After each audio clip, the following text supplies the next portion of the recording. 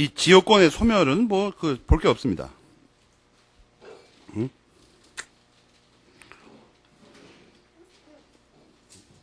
일반적인 경우하고 별 차이가 없으니까. 251페이지에 그 특수 지역권을 보시면 이것은 독특하게 조문이 하나 남아야 돼. 이 특수 지역권은 뭐에 관한 권리냐면 별 신통한 것도 아니고 여러분 이거 시골에 살면 잘 알 텐데 시골에서 그 공동으로 사용 수익하는 땅들이 있어요. 지금은 많이 없어졌습니다. 왜냐하면 땅값이 워낙 비싸니까. 보통 여러 가지가 있는데 지역 유지가 상을 내놓는 수도 있어요. 예전 우리 농촌의 구조는 어떻게 됐냐면 지역마다 그 지주들이 있습니다. 소위 유지라고 하는 사람들. 그래갖고 뭐 그 일대의 땅이 다 그 사람 거예요. 다 그 사람 거라고. 그러니까 고려시대 무렵부터 전통적으로 그런 풍습이 전해내려와갖고 대대로 상속받으면서 뭐 여러분 그런 말 들어봤어요? 시골에서 그런 말 어른들이 쓰는 말 있어요 가끔. 이 일대에서 그 집 땅을 밟지 않고는 어디를 갈 수가 없다. 지금도 상당 부분 그렇습니다. 사실은 지금도 거의 웬만한 그 좋은 땅들이 있는 곳에는 우리나라에서 가장 땅을 많이 갖고 있는 집안이 누구네 집안입니까? 모릅니까? 뭐 이렇게 모르는 게 많아요? 우리나라에서 가장 많은 땅을 갖고 있는 집안이 어디냐고. 그 전북 쪽에 있는 그 김상엽 씨 집안 땅이죠. 김제 부안의 대부분의 땅이 그 집안 땅입니다. 수천만 평에 해당돼요. 그 집안은 상당히 그 웃기는 집안입니다. 왜냐하면 그 김상엽 사촌 동생인가요? 김준엽 선생님은 장준하 선생님과 마찬가지로 광복군 출신이죠. 김준엽 선생님은. 그러니까 그 명문가입니다. 그분만 기준으로 말한다면. 우리나라에서 최고의 명문 가문이 광복군 집안이죠. 뭐 보나마나. 일제 때 한거한. 길게 말할 필요 없이. 그런데 또 김상엽 선생 그 윗선대는 말이에요. 친일 반역배죠. 전부 다. 여러분도 저거 돈 냈습니까? 친일 반역배들을 연구 조사하는데 지금 국회에서 거절당하고 돈 내라고 그러죠. 그러니까 조국에 공부한다는 젊은이가 말이에요. 제 나라의 아픈 과거 역사를 진실을 규명하자고 하는데 거기다 하나 돈 1,000원도 낼 수가 없다. 거지 같은 핸드폰은 50만 원씩 사도 그런 땡장 한 푼을 낼 수 없다고 하는 사람이 있죠. 그런 사람이 법학을 공부해서 뭐 하려고 그러는데 도대체. 이거 배워서 뭐 했으려고 그래요? 나라를 팔아먹을 때 일조하려고 그래요? 여러분같이 많이 배우고 큰 뜻을 안 품은 사람들이 있죠. 시장에서 일하면서 근근히 하루하루를 끼니를 이어가는 사람들. 그 사람들이 돈을 모아서 일주일 만에 5억이 넘었죠. 사람이 세상을 사는 데는 부끄러운 줄 알아야 됩니다. 그저 몇천 원짜리 커피, 별로 대단한 일도 안 하면서 복습도 안 하고 몇만 원씩 맥주를 퍼먹을 돈이 있어도 그건 한 푼도 못 내겠다. 어떤 학생도 이렇게 변명하는 학생이 있을 수가 있어. 나는 그걸 몰랐다. 그럼 뭐 하려고 살아요 도대체 이 땅에서. 딴 데가 살지. 제 나라에서 무슨 일이 일어나는지를 전혀 모른다. 그 사법시험 붙어갖고 뭐 하려고.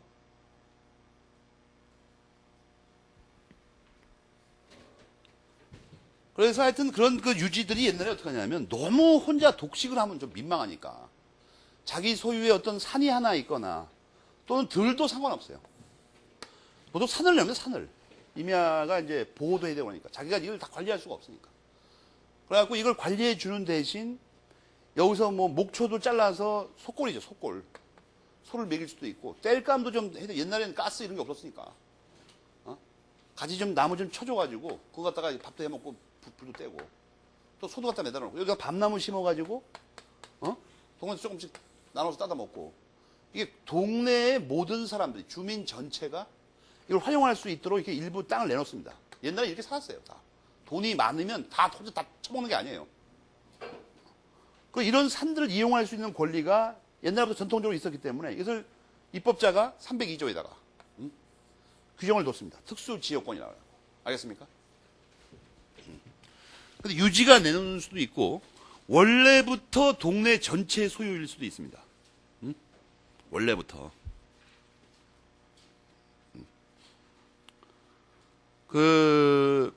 그래서 그걸 규율하는 건데 거기 보시면 교과서를 보시면 일정한 지역의 주민이 집합체의 관계로 일정한 토지, 주로 산림이라고 돼 있죠. 아니면 초원. 왜 산림이나 초원이냐면 산림은 땔감이나 이런 거하고 관계가 있고 시지라고 그러죠 보통. 초원은 속골하고 관계가 속골. 가축 기를 때 먹이를 줘야 되니까. 산림이나 초원에서 초목, 야생물 및 토사를 채취, 방목, 기타 공동으로 수익하는 관습상의 권리가 예로부터 존재하고 있다. 이것을 민법전에 규정을 둔 겁니다. 알겠습니까? 이러한 특수한 토지 수익권은 다음과 같은 두 가지 모습이 있다. 이 두 가지의 모습, 그 두 가지의 모습을 빨간으로 내묻히고 이걸 어떻게 가른 거냐면, 어떻게 가른 거냐면, 그 괄호 2번을 보면 조금 전에 내가 설명한 게 그거죠. 어떤 소유자가 있는데 그 사람이 내놓은 겁니다. 주로 지주가 내놔요, 보통. 지주가. 우리나라에 그 땅 많은 데 가보면, 보통 시골마다 가면은 지주가 있는데, 유지라고 그러죠, 요새는 보통 좋게. 기름종이, 빗대가지고, 뺀질 하니까. 그런 사람이 주로 내놓습니다. 괄호 2번이고, 괄호 1번은 뭐예요? 원래부터 주민 전체 거인 경우가 있다. 너무나 오래적부터 내려와가지고, 누구 거라고 말할 수 없고, 주민 전체 거라고 하는 데가 있어요. 이걸 보통 마을산이라고도 표현합니다. 야, 너 마을산에 가서 밤 좀 따와라. 추석 차례 좀 지내게. 그런 게 많다고. 낭만적인 시대가 있었어요. 요즘은 뭐 불가능합니다. 왜냐하면 이 땅값이 워낙 비싸니까. 이런 가만 놔두진 않아요. 지주도 내다 다 팔아먹어버리다. 급하니까. 그러면, 괄호 2번, 1, 2번 알았죠? 그 밑에 보면 이들 두 모습 중 어느 것이 어느 정도로 존재하고 있느냐는 관습의 조사가 아직 안 끝났어요. 안 끝난 게 하지도 않았어요, 처음부터. 관심이 없으니까. 잘 모르는데, 그러면 민법 302조는 이 둘 중에 어느 거를 규율하는 거냐 하는 문제죠. 거기 그 세 번째, 네 번째 줄에 뭐라고 돼 있어요? 이 특수지역권은 괄호 2의 수익권에 관해서만 규정하고 있다. 알겠어요? 괄호 2. 알겠죠? 이건 뭐예요? 타인의 소유에 속하는 거다. 그게 보입니까? 타인의 소유. 그런데 여기서 조심할 게 뭐냐면 그런데 이의 모습을 특수 지역권이라고 말하는 게 올바르지 않다는 겁니다. 그 밑에 읽어봐요. 왜 지역권이라고 못한다는 거예요? 여기서 문제가 되는 건 특수가 잘못됐다는 게 아니라 지역권이라는 명칭이 잘못됐다는 거죠. 왜 그렇다는 거예요? 이건 인연권에 속한단 말이에요. 인연권. 인연권. 알겠습니까? 인연권을 보는 순간 이거 말고 또 하나가 뭐가 있다고 그랬죠? 네, 지하수 인연권. 앞에서 배웠죠? 그래서 인연권이라고 하는 게 난데 인연권이 일종의 인연권이라고 써있죠 거기. 하지만 곽유 선생님은 인연권이라는 건 당연하고 총유적 토지 수익권이어야 되는데 이게 총유가 아니니까 그 맨 끝에 뭐라고 돼 있죠? 준총유라고 하는 게 정확하다. 알겠습니까? 왜냐하면 총유는 소유 개념이죠. 물건에 대한. 근데 수익권에 관한 거니까 준총유라고 한다. 그건 이제 없어요, 알맹이가. 시험 나올 게 아무것도 없다고. 그렇다는 거예요, 그냥. 이 성질이 인여권이고 준총유에 속한다. 이거 말하면 됩니다. 그럼 사회적 작용이 막바로 나오죠. 모든 물권에 나오죠, 사회적 작용이. 이건 무슨 얘기 하시려고 그러냐면, 땅값이 비싸지니까 점차 없어지고 있다. 그 얘기죠. 그 다음 페이지까지 빨리 읽어보면. 땅값이 비싸지면서 점차 없어지고 있어요. 앞으로 점차 없어질 거 아닙니까? 큰일입니다. 이게 큰일이에요. 우리 세대의 그 시골 출신 학생들하고 절대 얘기를 해보면 대부분의 추억이 이거과 관계 있습니다. 그러니까 마을에서 옛날에는 지주 빼고 나머지는 무지하게 가난합니다. 요즘 뭐 인신매매를 논하고 그러는데 요즘 좀 심한 거지만 옛날에는 광범위하게 자행됐습니다. 그러니까 뭐 동네 이쁜 여자는 다 지주네 마누라예요.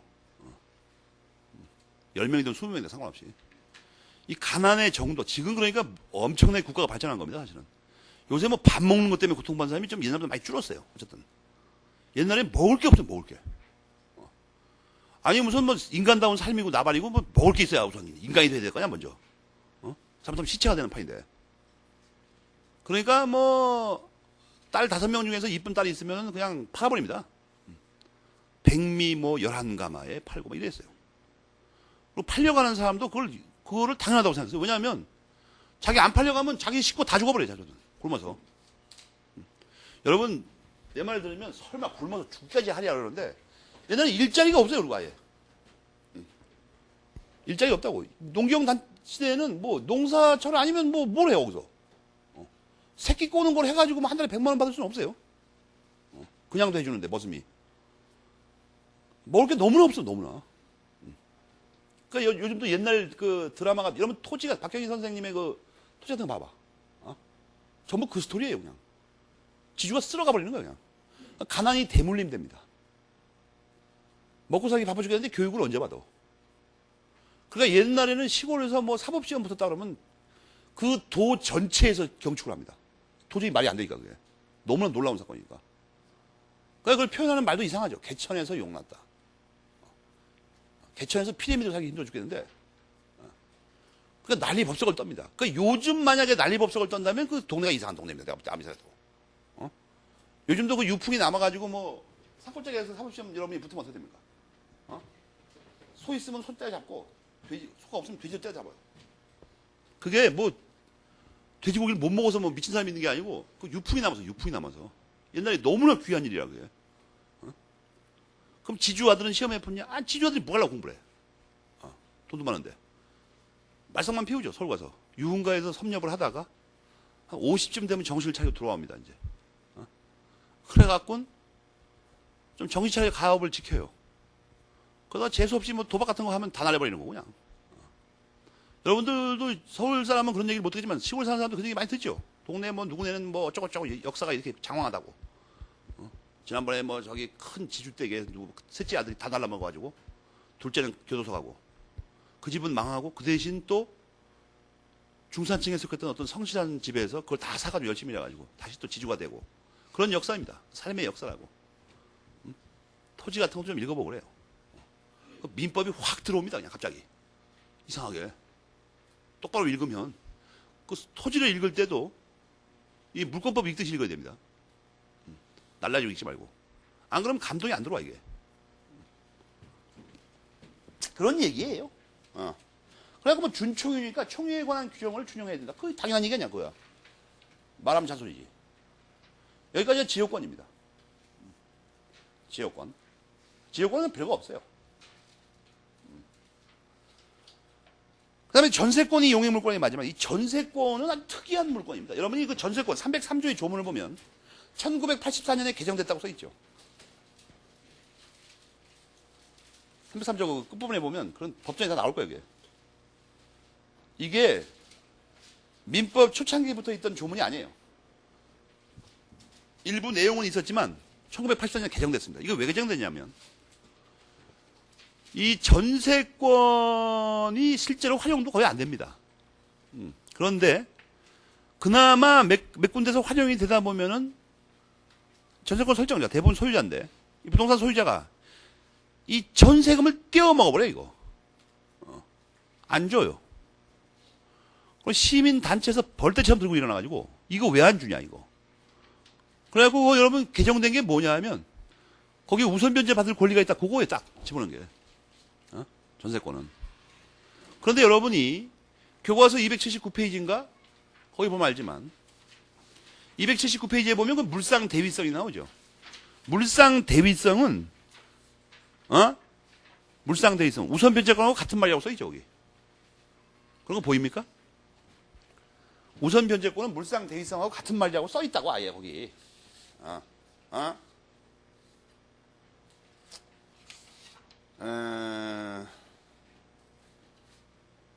오늘 나눠준 그 작은 프린트에 약정 담보물권에도 써있죠. 우선 변제권 이꼬르 물상 대위성. 작은 프린트.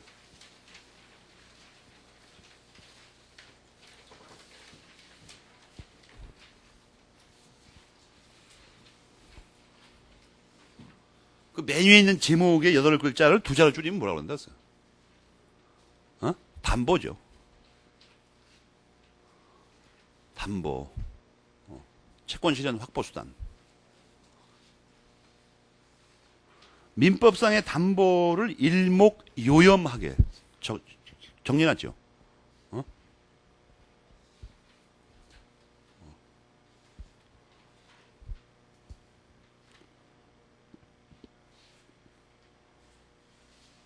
거기 약정 담보물권에 보면 우선 변제권 있고 물상 대상을 써잖아. 우선 기억을 기억해보자고. 근데 이렇게 그러니까 법정을 읽을 때 우선 변제를 받을 권리가 있다고 써 있으면 물상 대위성이 인정되는구만. 그걸 알아야 된다고 먼저 법정을 읽으면서. 그런데 거기서 끝나는 게 아니고 물상 대위성이라는 게 이게 담보물권의 통일성 중에 하나라고 279페이지에 써 있잖아 또 이게. 분명히. 그러니까 이 전세권은 말이에요. 위치상으로는 이게 용익물권에 들어가 있는데 이 담보물권의 성격을 갖고 있습니다. 그러니까 우선 변제권이 있다고 써놨기 때문에 용익물권에는 그런 게 없어요. 물상대위성 이런 게. 그걸 먼저 알아야 된다. 그걸 무대뽀로 읽을 게 아니고 전세권이 이게 담보물권이기도 하다는 겁니다. 그러니까 이제 문제가 됩니다. 그럼 둘 중에 어느 성격이 주된 거냐 이거예요. 어느 성격이 주된 거냐. 그러니까 교과서에 그것부터 나와요. 그것부터 나와. 첫째 문단을 빨리 읽어봐요.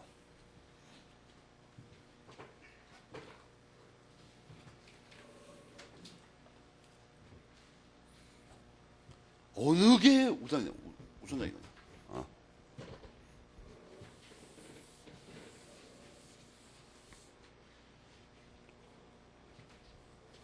그래서 광진수 선생님은 어느 게 우선이라고 그래요? 역시 용익물권성이 우선이다. 여러분 이걸 좀 어렵긴 하겠지만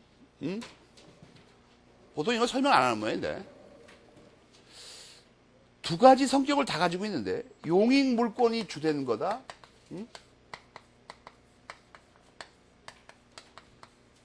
담보물권성이 주된 거다. 이런 말은 뭐 때문에 싸우냐 하는 것이 궁금하지도 않습니까, 여러분은? 이거 뭐 아무거나 주된 거든지 말든지 간에 두 개 다 있는 거냐, 어차피. 근데 주된 공간은 왜 이렇게 싸우냐, 이거 이상하게. 학설이 대입하고. 그런데 전혀 의문을 안 가집니까, 여러분? 여러분 이렇게 안 싸우기만 바라고 있습니까, 계속? 외우기 싫으니까? 자꾸 싸우면 학설이 대입돼가지고 공부하기 피곤하니까 제발 좀 안 싸웠으면 이렇게 하고 공부합니까? 그러니까 의문이 안 생기는 거죠. 공포에 질려가지고 지금. 여러분의 머리를 깨끗하게 단순화시키려고 계속 노력해가지고 얻으려고 하는 게 뭐예요? 텅 비게 만드는 겁니까? 이게 주된 거다, 이게 주된 거다, 이거 왜 싸우냐를 알아야 되죠. 그럼 소용이 없는 거 아니야, 이게. 이거는 마지막에 그 결론 중에 현실 상황하고 관계가 있어, 이게. 우리 사회의 그 전세권 현실 상황이 있죠. 이 현실 상황을 설명하려고 그러는 거예요, 지금. 뭐냐 하면, 전세금이 매매 대금보다 더 많을 수 있는 거냐? 이걸 어떻게 설명할 거냐 하는 문제예요. 이게 얼마 전에 여러분 신문 봤습니까?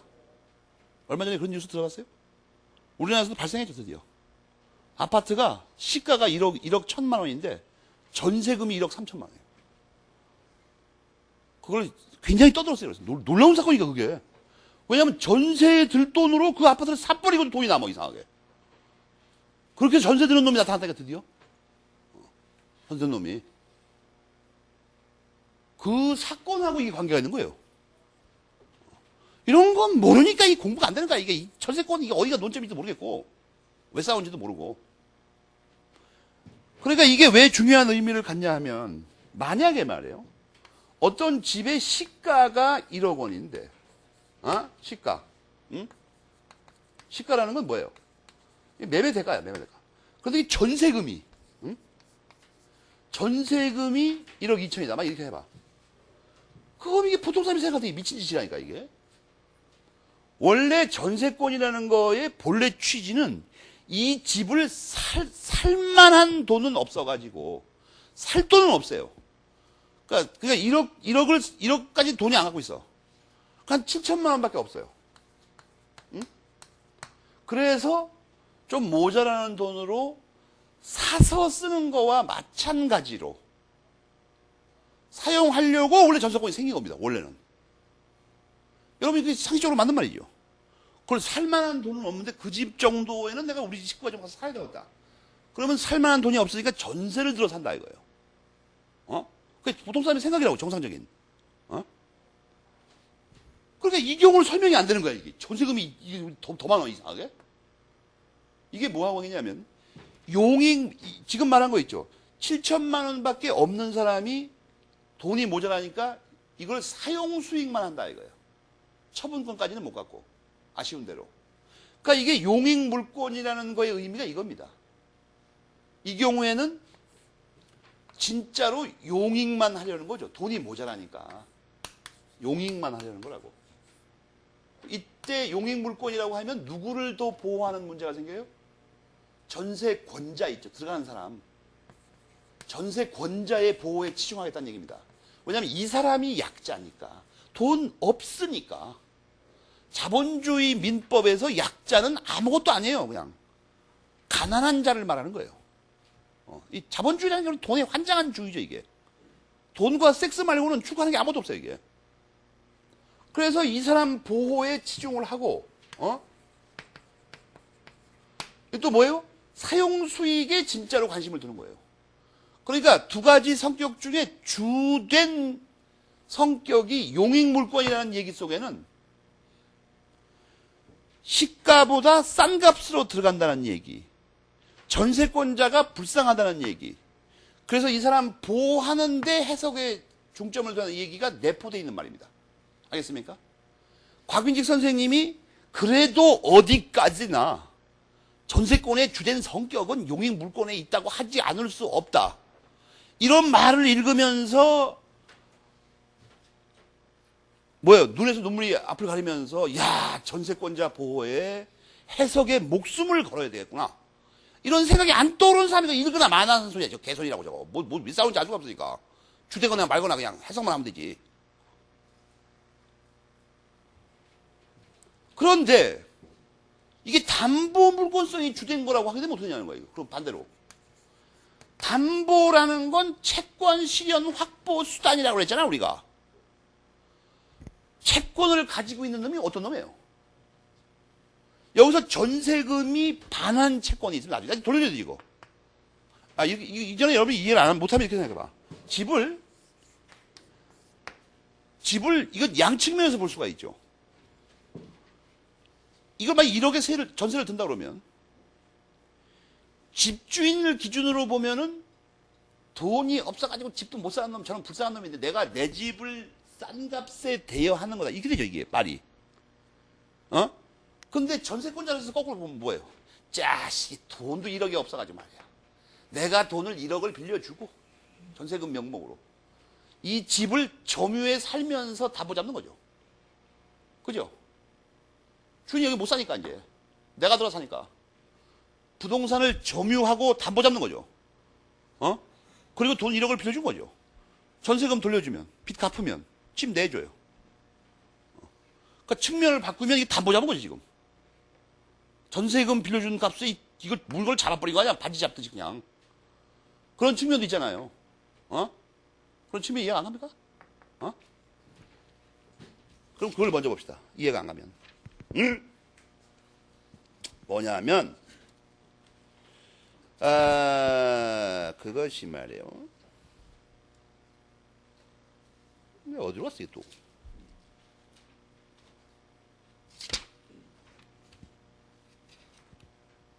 그 말은 절대로 있을 거니까 염려는 없는데,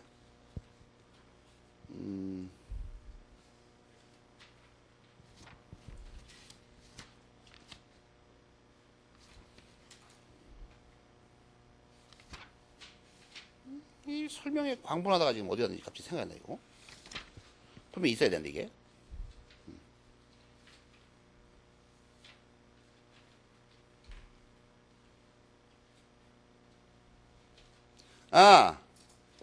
257페이지 그 위에 가로 C번이 있죠.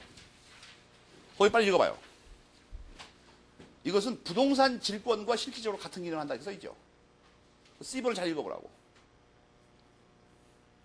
이게 용의권을 설정한다는 의미도 있지만 그 실질적 기능은 부동산을 잡히고 돈 빌려 쓰는 거 똑같은 거예요.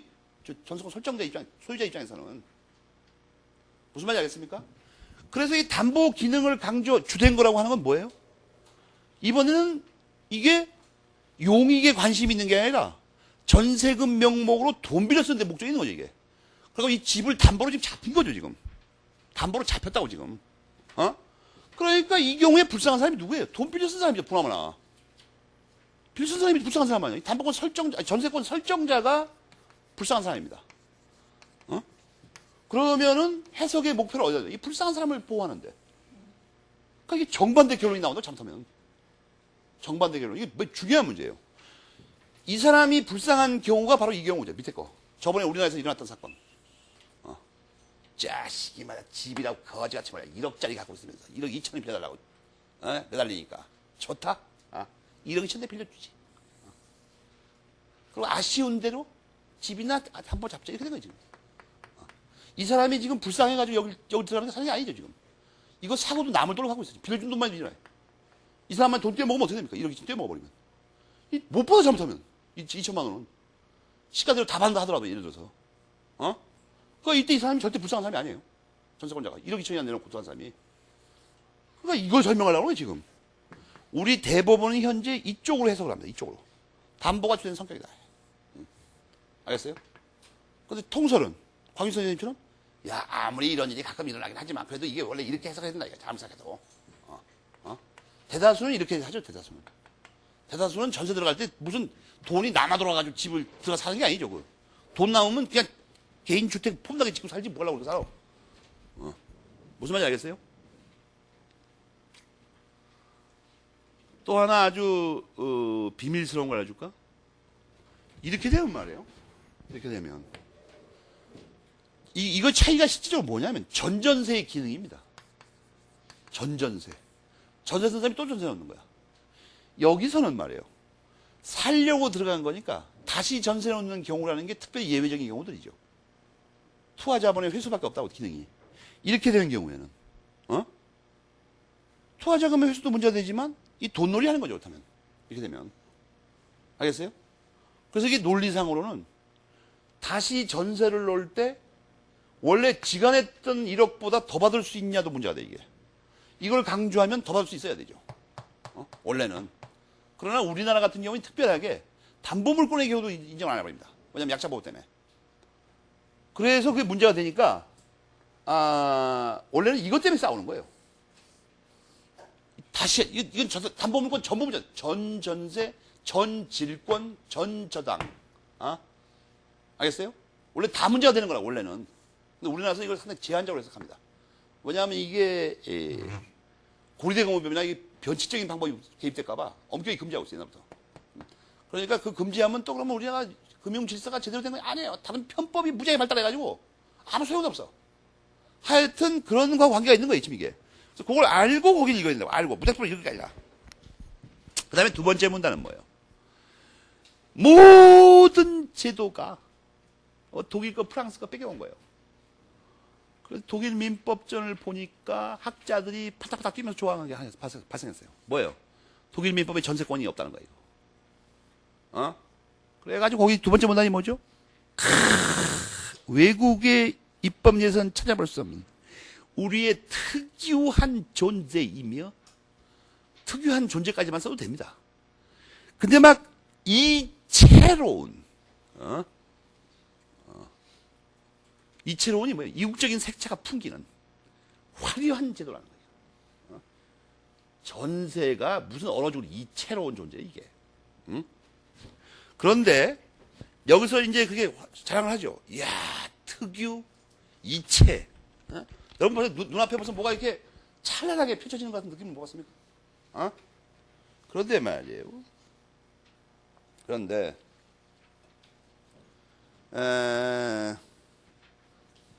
사실은 말이에요. 254페이지 가운데 문단을 읽어보면 응? 가운데 문단을 읽어보면 하고 싶은 말이 뭐예요? 254페이지 가운데 있는 문단. 응? 거의 사용하지도 않고 어리석은 짓이다 이런 거 사용하면, 응? 알겠어요? 전세권 거의 활용 안 돼 지금. 그 가운데 문단에 왜 활용 안 된다고 써있죠? 왜 어리석은 짓이라는 거예요? 이거 뭐 등기해야 되고 뭐가 피곤해 이거. 주택임대차 제도 같은 건 쉬운 거 있죠. 북독방 가서 그냥 계약서만 쓰면 되는 거 아니야 이거. 아무도 안 사용해 이거. 그래서 그러니까 앞에 말이 결론이 뭐예요? 이채롭기만 해요 그냥. 특유하기만 하고.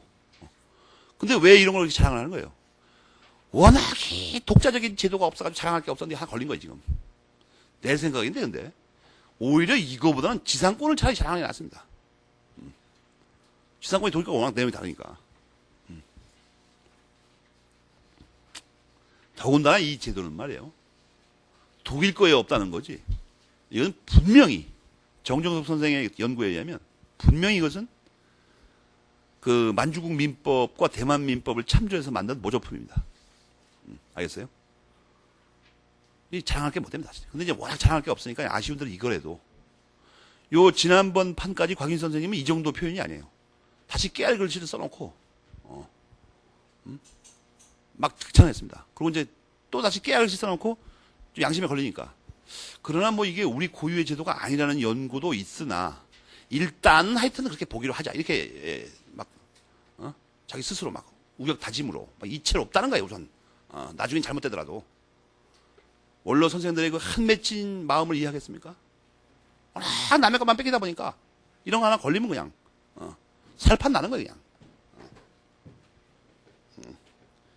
두 번째 이거 봐. 253페이지 이거 두 번째 문단 읽어보면 뭐 서구 제국에서 온 제도를 그대로 계수한 것이 아니라 우리 사회에서 발달된 특유한 제도의 특별한 의의가 있다 말하면서 특유, 이체, 특별, 특유 막 이렇게 나오죠.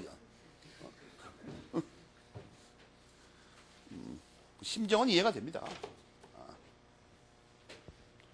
그렇지만 뭐 별거 쓰지도 않는 제도 뭐 이처럼 뭐할까 이거.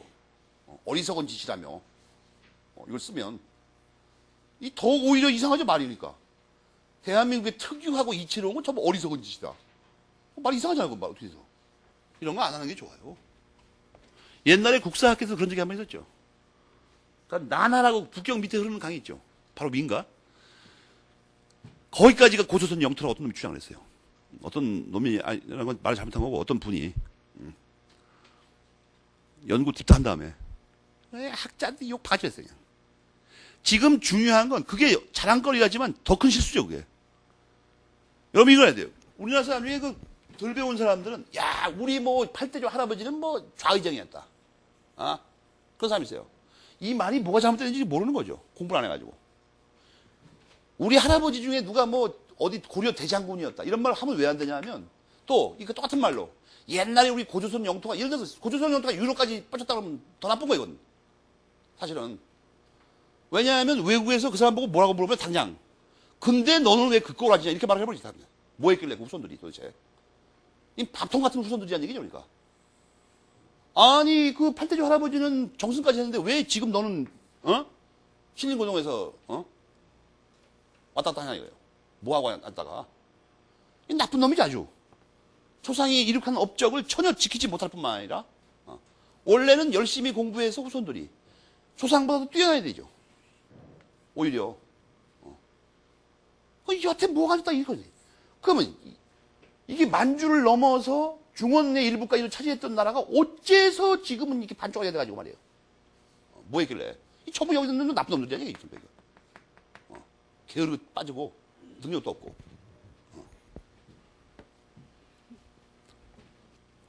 우리나라 사람 그 하는 짓거리 중에서 제일 코미디한 사건 옛날에 그 말썽난 거 세계적으로 어떤 놈이 뭐라고 그러냐면 산동반도가 우리 땅이었으니까 공자가 우리나라 사람이라는 거예요.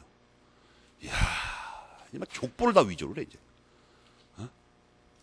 그 심보는 이해가 됩니다. 워낙 나라가 개판이다 보니까 공자를 그냥 어거지로 그냥 막 우리나라 사람을 만들어가지고 우리나라 사람이 전부 뛰어나다는 말을 하고 싶었던 거죠 원래는. 그러나 웃기는 짬뽕 같은 얘기죠 정말 아무리 봐도. 우리나라에서 필요한 건 공자가 우리나라 사람이라는 게 필요한 게 아니라 공자가 가르친 윤리가 서 있어야 되죠. 얼마나 윤리가 개판이길래 급하니까 그냥 공자를 한국 사람으로 갑자기 밀어가지고 그럴 필요가 뭐 있어요? 그런 식으로 말하면 징기스칸도 우리나라 사람 아니야? 띨띨해가지고 그래. 로마자 2번은 뭐예요? 하여튼 두 개가 같이 있다 이거예요. 괄호 1번은 뭐예요? 괄호 1번은 용익물권에 관한 거죠. 그래서 세든 사람 불쌍하다. 아니 뭐 그건 그냥 뻔한 얘기입니다. 뭐래 갖고 어쩌고저쩌고 그런 얘기인데 그건 여러분 읽어보고. 다만 한 가지 기억할 만한 건 뭐냐 하면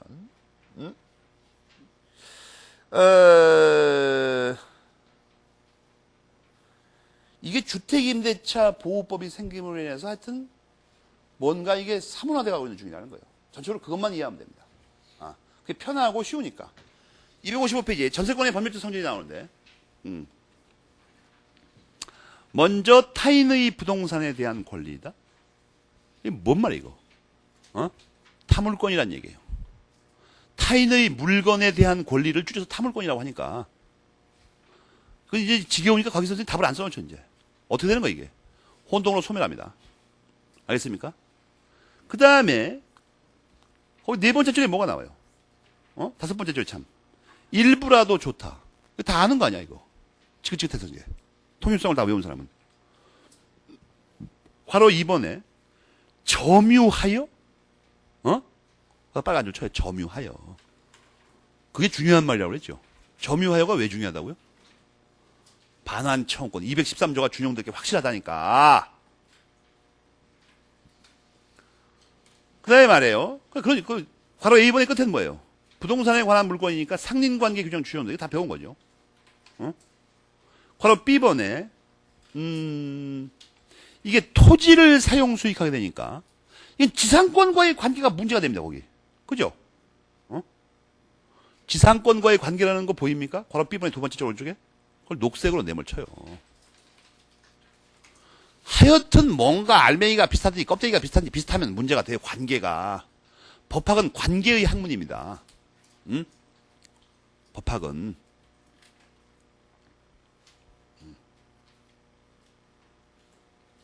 여러분 혹시 저런 거 압니까? 관계. 네? 관계. 이 학문은 말이에요.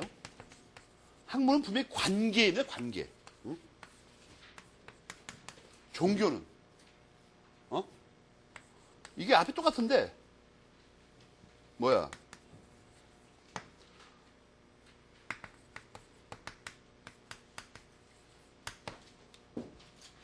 이게 참 저거더라. 이거는 이게 뭐예요? 이거는 관계의 학문이고 관계를 다루는 거고. 뭐 하는 거예요? 이 서양식 종교는 이게 저기죠. 묵다. 다시 묵다. 다시 묵다. 이건 뭐예요? 관계의 학문이라는 게 무슨 이 뒤에 거 모릅니까? 다시 이성적인 걸 다시 이성적으로 판단하는 거예요. 주어진 사물을 그냥 보진 않고 정신 똑바로 쳐 다시 본다는 거예요. 이건 다시 묵는다는 거고. 신으로부터 너무 떨어져 있으니까 삶이 야만스럽게 돼 있으니까 다시 묵는다 이거. 신과의 관계를. 이거는 다시 머리를 쓴다 이거예요. 다시 판단한다. 그냥 눈에 보이던 현상들을 관계를 해야 돼. 관계. 거기 보면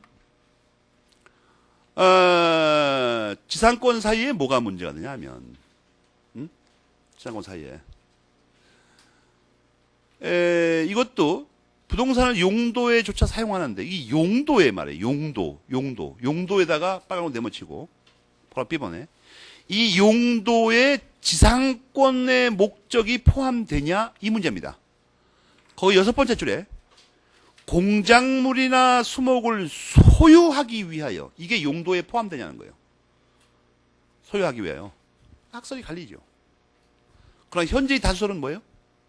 포함된다 이거예요. 포함된다. 알겠습니까?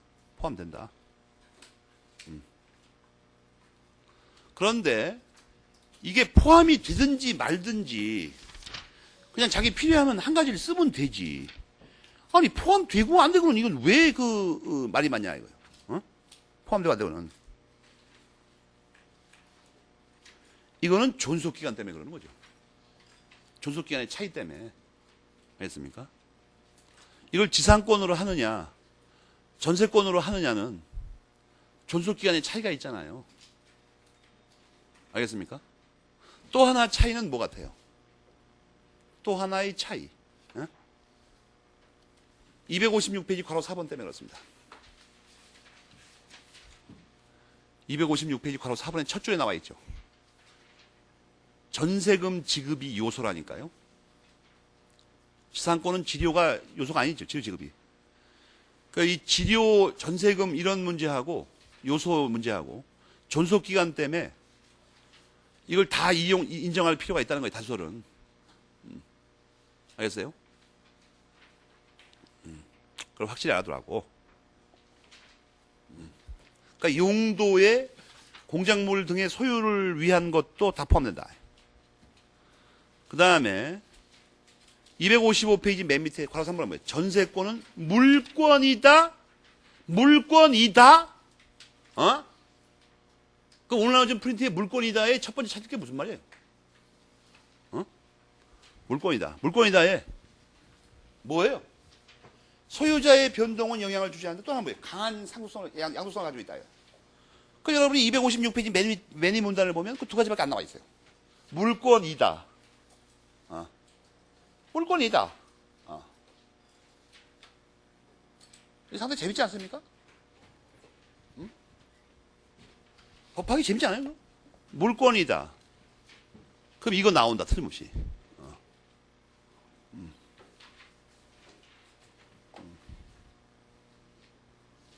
젊을 때는 비겁하게 글을 읽을 때도 공포에 떨면서 이렇게 쫓아가면서 읽을 필요가 없어요. 앞서가면서 읽는다 이거야. 그럼 자신감이 자꾸 생기죠. 곽인지 선생님 대가리하고 내 대가리하고 비슷하고만 이거. 물론 현실적으로는 안 비슷합니다. 그렇지만 일단 젊을 때 자만감은 가질 수 있지 않습니까? 자만감을 점차 자긍심으로 바꿉니다. 그다음 최종적으로 요구하는 게 뭐죠? 자신감입니다. 알겠어요? 단계적으로 발전시켜야 되죠. 처음부터 자신감을 가질 수가 없어. 실력도 없는데 무슨 자신감이 생겨? 처음에는 그냥 누구나 다 자만감을 갖게 돼 있는 거예요. 원래 자만심. 256페이지에 전세금의 지급은 전세권의 요소이다. 그러니까 전세금 지급 안 하면, 전세금 지급 안 하면 전세권 성립 안 하는 거야 이거. 요소니까. 주된 급부 의무니까. 채권식으로 말하면. 알겠습니까? 두 번째 줄에 금전의 하나하고 전세권이 소멸하면 그걸 다시 반환받게 되는 건 당연한 겁니다. 여기서 이제 한 가지 미리 설명해 드리는데 전세금이 왜 이렇게 중요하냐면 이 담보물권의 그 부종성이라는 게 정확하게 의미가 뭐냐면 279페이지를 여러분이 펴보면 이게 뭐에 부종하냐 하면 뭐에 담보물권이 담보물권이 피담보 채권에 부종한다 이렇게 써있죠. 피담보 채권에 부종한다. 그죠? 279페이지에 아니 전세권이 담보물권이기도 하기 때문에 미리 알아야 된다 우리가.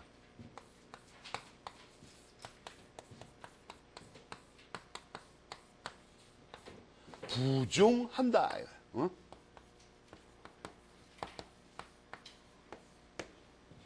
담보물권이 피담보 채권에 부종한다. 어느 게 주된 권리입니까? 당연히 이게 주된 권리죠. 이게 주된 권리라고. 담보물권이 종된 권리 아니에요, 원래. 그러니까 여러분, 이거 반대로 생각하면 큰일 나요. 담보물권이 쫄다고라고, 이게. 요새 참, 뭐, 스낵인가 뭐가 안 팔리니까 발악을 하는 것 같아. 무슨 쫄다고 스낵인가 뭐, 쫄병 스낵이가 나왔죠. 그럼 맛있다고 그러더라고. 먹어볼 생각에 자꾸만 까먹네, 걸. 역시 그 장군은 말이야. 상품명도 쫄병이 붙어버리면 까먹어버려, 자꾸. 이게 주된 거라고. 그런데, 유치권, 질권, 저당권에는 다 피담보 채권이라고 써놨어요, 그냥 다. 학생이 혼돈을 안 익혀.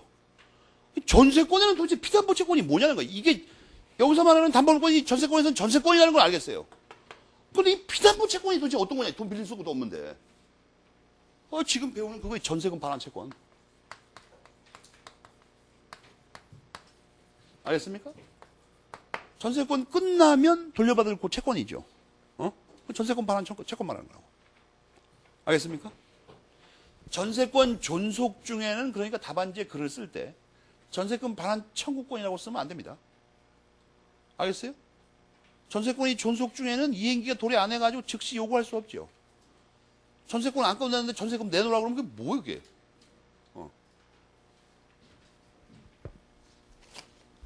전세금 지금 말하는 이거죠. 소멸하는 때에는 다시 반환을 받게 된다. 이게 피담보 채권이라고. 전세금 반환 채권.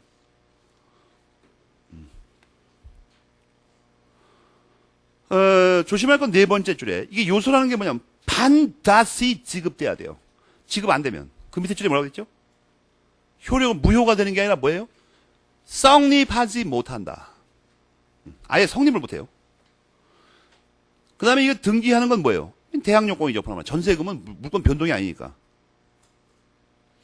바로 A번 보면 전세금은 거기 사용의 대가, 빨간 걸로 네모쳐야 될거 아니야. 사용 대가.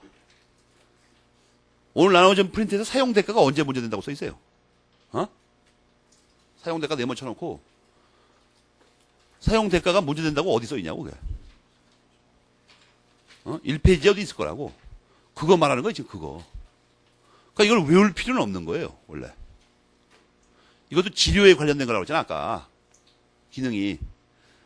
사용 대가의 그다음에 또 빨간줄 쓸게. 의 특수한 지급 방법. 알겠습니까? 거기다 빨간줄 쳐요. 의 특수한 지급 방법. 오른쪽에.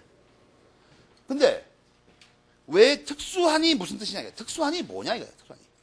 특수한이 뭐냐 이거야. 응? 뭐예요? 이자로서 이를 충당. 그걸 찾아가고 빨리 빨간줄 쳐라고. 이자로서 이를 충당. 그래가지고 특수한에다 연결시켜요. 특수한이 그 말이에요 바로.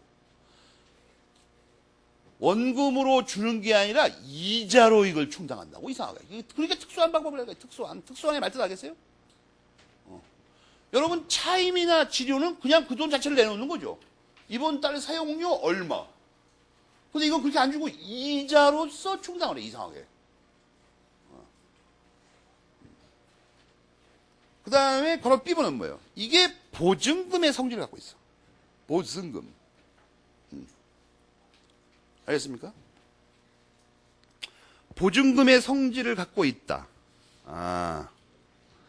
여기는 이제 말이에요.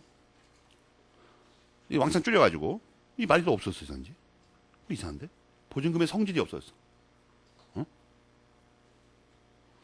이상하다, 이거. 거기 이제 일단 보증금의 성질을 갖고 있다는 걸 알아두고, 뭘 저기 하냐면,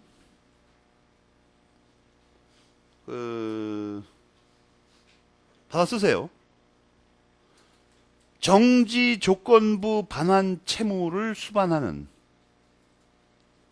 정지 조건부 반환 채무를 수반하는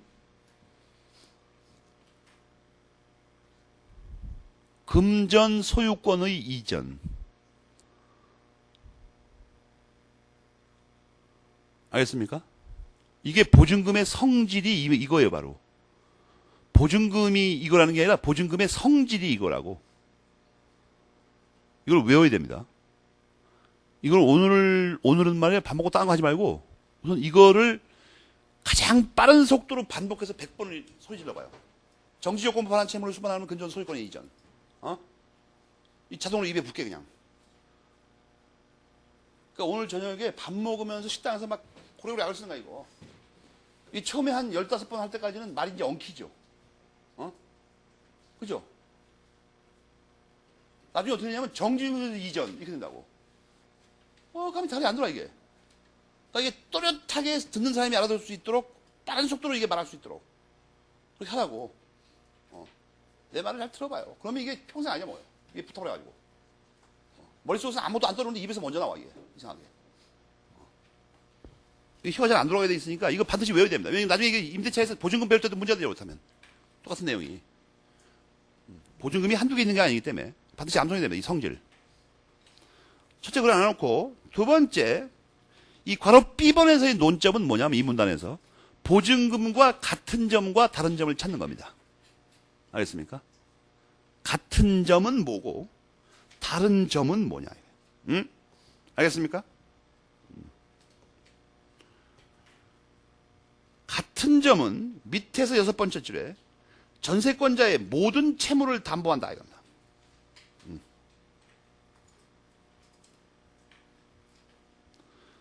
모든 채무를 담보한다. 그래서 모든 채무에서 가장 중요한 게 그 밑에 줄에 뭐예요? 손해배상 채무. 그래서 같다고 하는 거예요. 연달아 그렇게 써 있죠. 같은 점은 그거예요. 거기 세 줄을 왼쪽에 활표로 묶어서 같은 점이라고 쓰세요. 그 부분 세 줄. 알겠습니까? 왼쪽에 활표로 세 줄을 묶어가지고 같은 점. 그 다음에 밑에서 네 번째 줄에 제목이 나와 있네. 다른 점. 어? 거기 제목이 나와 있잖아. 밑에 네 번째 줄에는. 다른 점. 다른 점은 뭐예요? 어? 뭐예요? 밑에서 두 번째 줄에 있잖아. 밑에서 세 번째 줄에는 임차권이 나오고 전세권 존속 중에는 충당을 못해요. 알겠습니까? 거기 또 활표를 묶어서 다른 점. 그것만 알면 돼요. 그것만. 성질은 뭐예요? 정지조건부 반환 채무를 수반하는 금전 소유권의 이전. 다른 점, 같은 점은 뭐예요? 모든 채무, 특히 손해배상 채무를 담보합니다. 다른 점은 존속 중에 못해요. 충당을. 그게 포인트야. 핵심 포인트.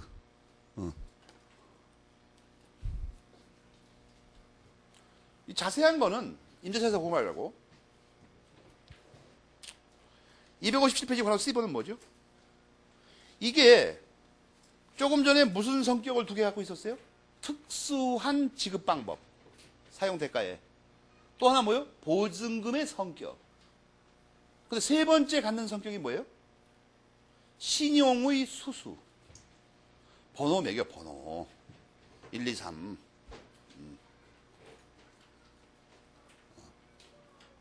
세 가지 성격을 갖고 있다. 그럼 신용수수라는 게 뭘까? 도대체가. 신용수수. 궁금하지 않습니까? 그게? 신용수수라는 건 도대체 정확하게 무슨 말이냐. 답답하다, 이게 서로.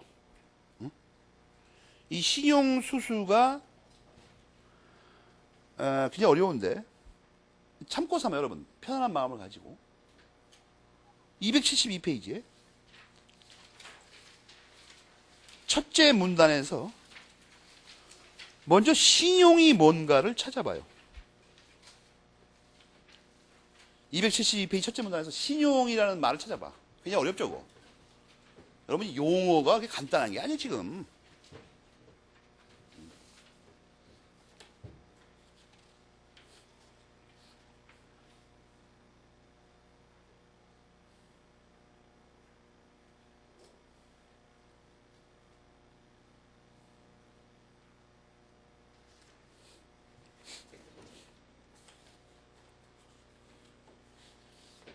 신용.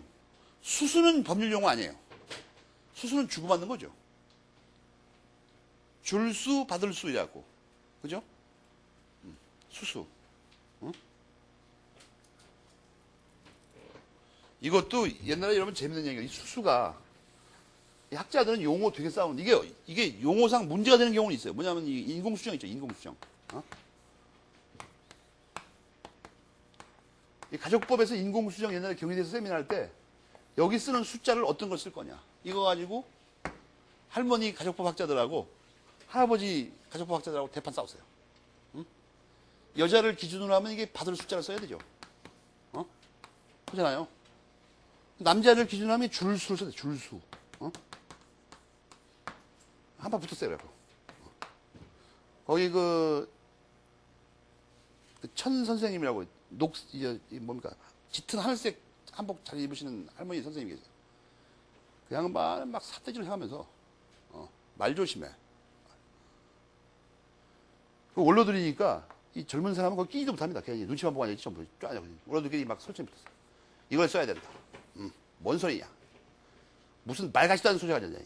어? 인공수정은 여자를 중심으로 하는 거다. 써야 된다. 이런 싸움은 결론이 어떻게 날 것 같습니까? 어떻게 날 것 같아요? 학자들 사이에서 쌈바닥 붙으면 간결하게 처리됩니다. 아무거나 써도 상관없다. 아무거나 써도 상관없다. 왜냐면 해결이 날 수가 없는 거죠, 이게. 이거 어느 쪽으로 나버리면 어떻게 됩니까? 상대방 지는 거 아니야, 이제. 그냥 아무거나 써도 상관없다. 그러고서 실제로는 어떻게 합니까? 자기 책에는 자기가 주장한 것만 써요.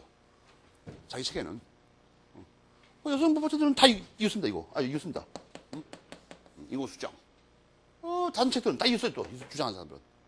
그러고는 겉으로 말할 때는 웃으면서, 이거 뭐 아무거나 써도 괜찮죠. 가운데 낀 사람은 입장 곤란합니다. 그러니까 번거롭죠, 이제. 고생문이 보내요. 왜냐하면 이걸 써놓고도 그래서 각 줄을 달아가지고 설명이 돼요. 뭐 사실 이런 학설이 있다. 그 신용 수수에서 그 신용을 정확히 좀 더 배울 거니까 지금은 그냥 의미만 대충 파악해도 몰라도 됩니다. 하여튼 그 세 번째 성질이 신용 수수예요. 이거 아까 내가 얘기했죠. 아까 얘기했잖아. 거꾸로 보면은 집을 맡기고 돈 빌린 거하고 똑같잖아, 지금 이게. 집 잡히고. 두 군데만 줄치면 됩니다. 담보로 신용을 얻는다. 마지막에 부동산 질권의 실질. 그럼 매물에 펼쳐야 됩니다. 부동산 질권의 실질을 간다. 이건 왜 문제가 되냐면 현행 우리 담보법에서 부동산을 질권을 설정하지 못하게 돼 있어요. 알겠습니까? 동산하고 권리만 가능하다고. 오늘 나눠준 작은 표를 보시면 알죠.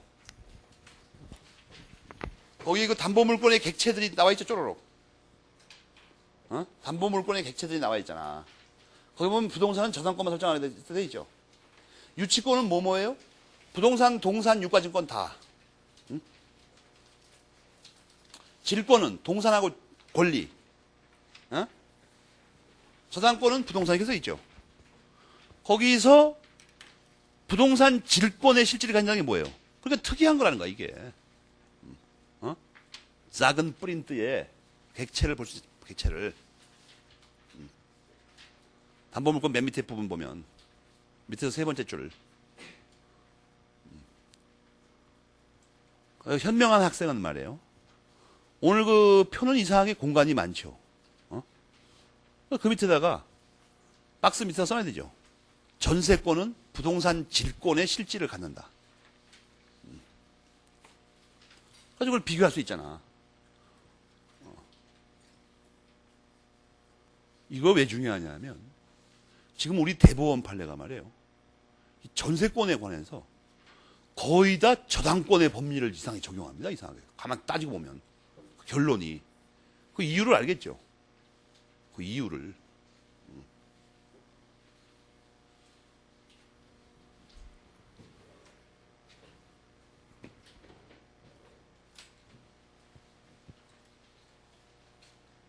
판례가 시험에 나오면 판례를 외우면 된다는 그런 그 놀라운 발상이 도대체 어디서 나왔어요? 판례를 외우면 되는 게 아니라 판례를 이해해야 문제를 풉니다.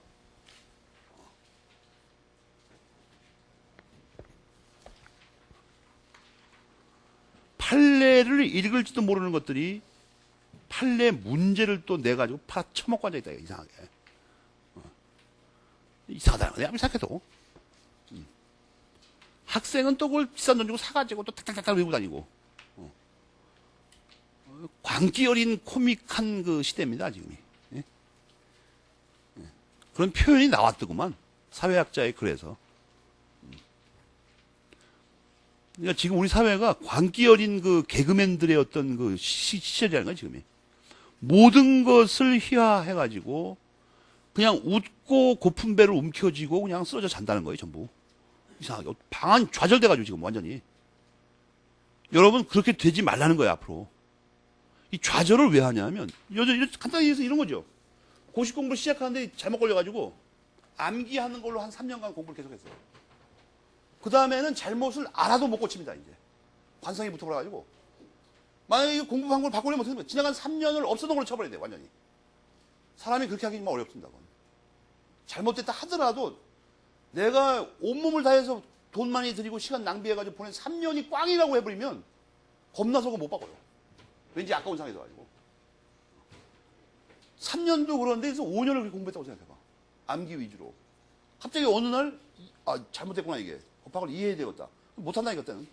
지나간 세월이 너무 아까워가지고. 그러니까 이 좌절은 언제나 돌이킬 수 없는 상황에서 발생해요. 그러니까 애시당초 그런 걸 하지 말라고. 반드시 대가를 지불해요. 암기에서 혹시 어떻게 이상하게 운이 좋아가지고 붙어도 결국 2년 안에 좌절하죠. 일산 쪽에서.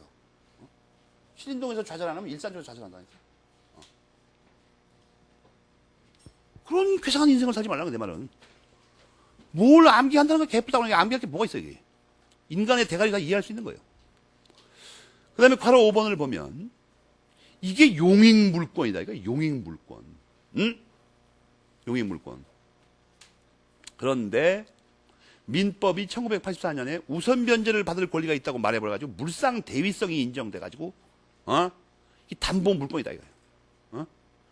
여러분, 괄호 5번의 두 번째 줄에 무슨 말이 나오죠? 담보 물권의 통일성이라는 말이 보여요? 빨간 네모 쳐야 될 거 아니야. 담보 물권의 통일성. 담보 물권의 통일성이라는 그 교과서 글자를 보는 순간 통일성이 똑같이 들어가니까. 괄호 5번의 두 번째 문단에. 똑같이 들어가니까 용익 물권의 통일성과의 비교가 저절로 머릿속에서 이루어져야 된다. 비교가 이루어지려면 외운 게 있어야 되는데 안 외웠으면 이 비교가 안 되죠, 당연히. 말할 필요도 없이. 담보 물권의 통일성 거기 번호 몇 개? 번호 몇 개라고 돼 있어요? 써있네. 부정성, 수반성, 물상, 대위성, 불가분성. 그죠? 번호를 매기라고. 용익 물권의 통일성은 몇 가지였어요? 5가지였어요. 모르면 책을 못 읽어요.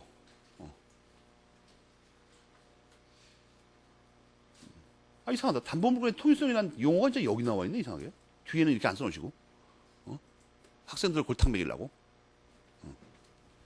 알겠습니까? 그 다음에 이제 그걸 차례대로 설명합니다. 그 괄호 A번이 뭐죠? 괄호 A번. 부정성이에요. 부정성? 부정성에 떠올려야 되는 단어가 뭐라고 그랬어요? 성립과 소멸이라니까. 성립과 소멸. 그러니까 그걸 오래 들여다볼 필요가 없어요. 그건 어디 빨리빨리 찾아가지고 줄쳐놓고. 수반성은 다 찾아야 될 단어가 뭐라고 그랬어요? 응? 이전이라고 그랬죠. 이전과 같은 말이 거기 쓰이는 게 뭐예요? 승계입니다. 승계. 승계가 이전이에요. 그 다음에 뭐죠? 불가분성. 불가분성 벌써 나왔어. 담보물권의 불가분성. 알겠어요? 담보물권과 이 채권 채무의 불가분성은 여러분 이거 잘 봐봐요. 상식에 의하면 말이에요.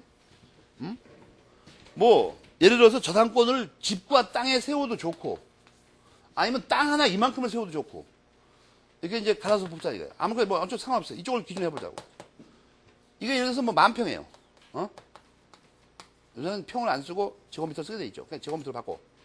근데 이거 돈 얼마 빌리고 한 거냐면 1억 빌리고 이렇게 잡혔어요. 담보 잡혔어. 이 땅을. 근데 이 사람이 착실한 사람이라 지금 7천만 원 갚았습니다. 남은 빚이 얼마예요? 3천만 원밖에 안 남았어 지금. 근데 이 사람이 이제 뭐라고 하냐면 이번에 우리 큰아들이 장가를 가는데 남이 볼 때도 이게 좀 재산이 너무 없다 그러면 민망하니까 내가 70%나 갚았으니까 요만큼만 한 30%만 저당권을 좀 풀어주시죠. 부탁한다.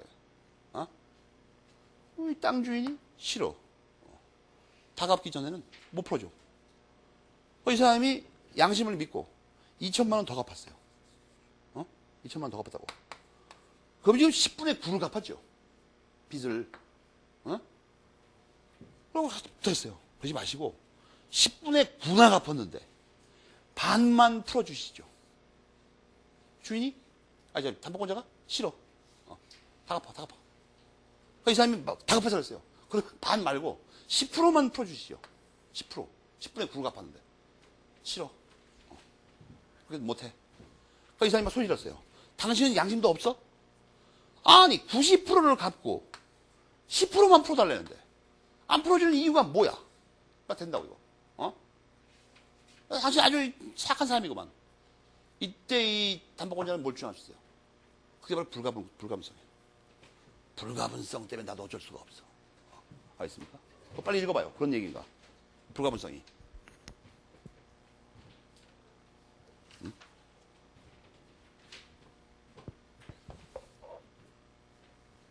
1%도 못 풀어줘. 99%를 갚아도. 그렇게 할 수 있다는 거예요. 알겠습니까? 물론, 이건 강행 규정은 아닙니다. 본인이 풀어주겠다는 걸 막을 필요는 또 없는 거죠. 알겠죠? 근데 물상 대의성은 뭐의 양면이라고? 우선 변제권. 이걸 자꾸 외우는 사람이 있던데. 모르니까. 책에도 안 나오니까. 이런 걸 잘 생각해봐. 이런 걸 뭐 하려고 외우지? 이런 거 생각을 못 합니까? 혼자서? 예를 들어서 말이에요. 우선 변제권이 뭐냐면, 우선 변제권이 뭔가를 공부할 때 우선 변제권이 뭐다. 이렇게 하고 알 수가 없어. 이게 법학은 그렇게 공부를 할 수가 없는 거라고, 원래. 이 실린구동에만 있는 이상한 버릇인데, 법학이 뭐냐? 그러면 법학이 뭐라고 설명하면 알 수 있다. 이렇게 생각하는 거더라고. 그럼 불가능한 얘기예요. 근대 유럽의 기원을 둔 학문은 그렇게 알 수 있는 내용이 하나도 없어. 하나도 이상해. 어떤 것도. 물리학조차도 그 옆에 대개념하고 또는 유사 개념하고 비교를 하지 않으면 절대로 알 수가 없어, 이거. 그러니까 분자가 뭐냐? 이렇게 하는데, 분자는 뭐다? 이게 쓸모없는 말입니다, 전부 다. 분자와 비슷한 어떤 다른 것끼리 대비해서 특징을 밝히지 않으면 이거 알 수가 없다고. 무슨 말이지, 이걸. 여러분 생각해봐. 장미가 빨갛다. 그게 아무것도 모르는 사람한테 장미가 빨갛다는 걸 너 아느냐? 몰라요. 빨간 게 뭔지 모르니까. 빨간 게 뭔지 알려면 파란 것도 뭔지 알아야 되고 노란 것도 뭔지 알아야 된다고. 정말 답답해 죽겠어요, 나 정말. 근데 이 동네 학생만 이상하게 빨갛다는 것은 빨간 거만 뭔지만 빨리 들어가지고 외우면 이거 알 수 있다고 믿는 것 같아, 내가 보니까. 그럼 불가능한 일입니다, 인간의 대통령 구조가. 노란색과 하얀색과 뭐 검정색, 뭐 보라색 이런 걸 모르는데 빨간색을 어떻게 알아? 착각이에요, 이것은. 우선 변제권이라는 게 뭐냐면 이 대개념이 채권자 평등주의예요. 평등 변제권. 알겠습니까? 평등하지 않은 걸 우선이라고 그러죠, 원래. 원래 일반 채권은 채권자 평등주의가 적용돼요. 어느 때만? 파산한 때만. 배웠죠, 총체에서.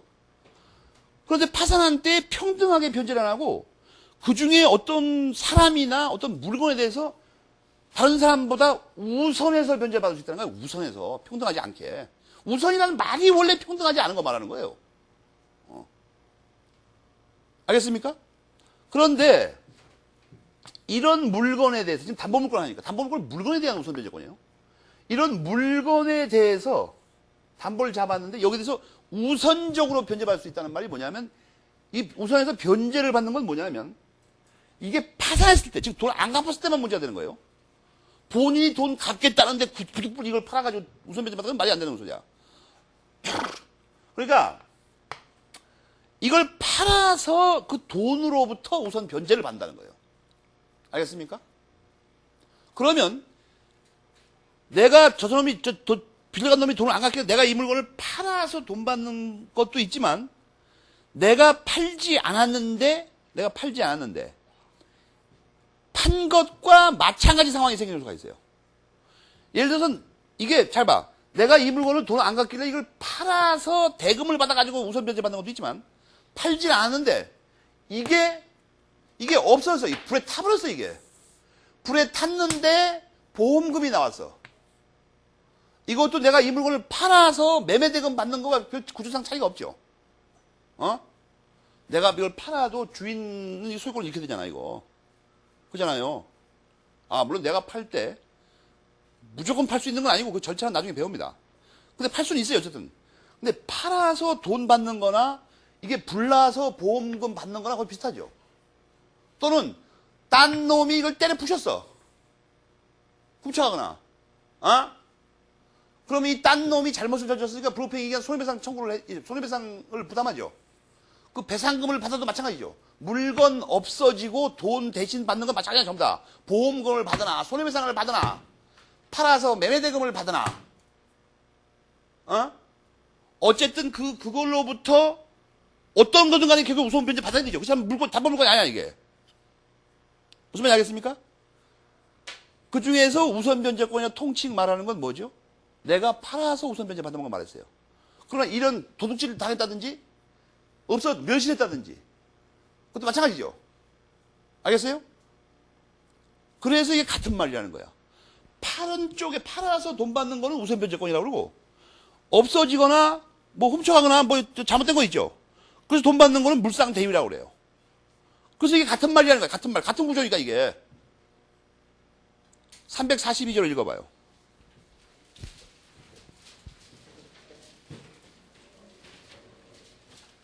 그게 물상 대위예요.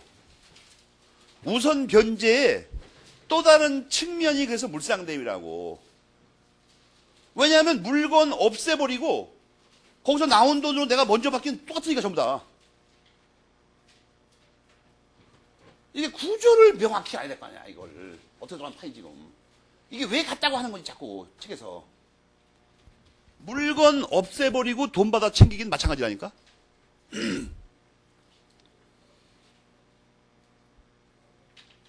교과에서 한 말 이해하겠습니까? 258페이지 괄호 D번을 읽어봐. 그걸 이렇게 복잡하게 설명합니다. 그러나 그 같은 구조예요, 대가리는.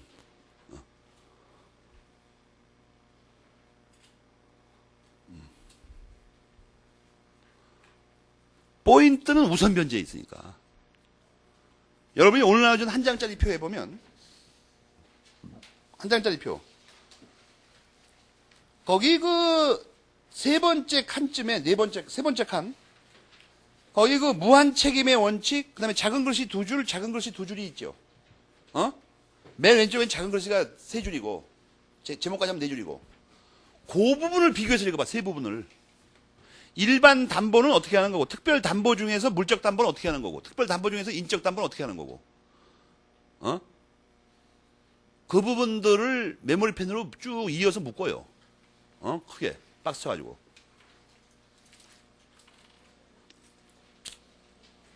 그걸 보면 두 가지 요소로 대비되어 있죠. 누구의 책임 재산, 전부냐, 그 중에 어떤 재산이냐. 그 다음에 채권자 평등주의가 살아있느냐, 없어졌느냐. 그 두 가지로 구별되죠.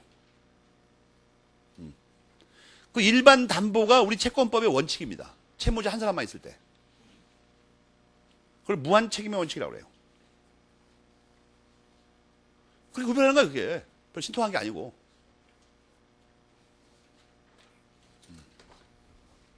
알겠습니까? 이게 여러분 볼 때 엉성하게 보입니까? 이 표가? 이 은하계 이거밖에 안 존재 안 해, 이거. 우리 은하계는. 이런 걸 내가 확신할 수 있는데, 이런 걸 그릴 수 있는 사람이 100명 이내입니다. 그건 전구를 기준으로 했을 때 그렇다는 거고. 좀 불행한 얘기겠지만, 관악구의 어떤 행정구역에는 내가 알기로 한 사람밖에 없어요, 이게. 겁이 나서 못 그리죠, 이거. 떨려서. 확실히 알겠습니까? 다만 이 D번에서 미리 알 게 하나인데, 물상 대위성이 인정되려면, 반드시 끝부분에 뭐가 나오죠? 압류해야 됩니다. 그 조문에 나와 있죠, 조문에, 아예. 그건 물상 대위하면 또 같이 붙어 있는 게 뭐예요? 압류. 원래 수험생은 옛날에는 이렇게 공부했어요. 물상 압류 대위성. 알겠어요? 아예 안 잊어먹으려고. 조금 쉬었다가 그 뒤에부터 보기로 하겠습니다.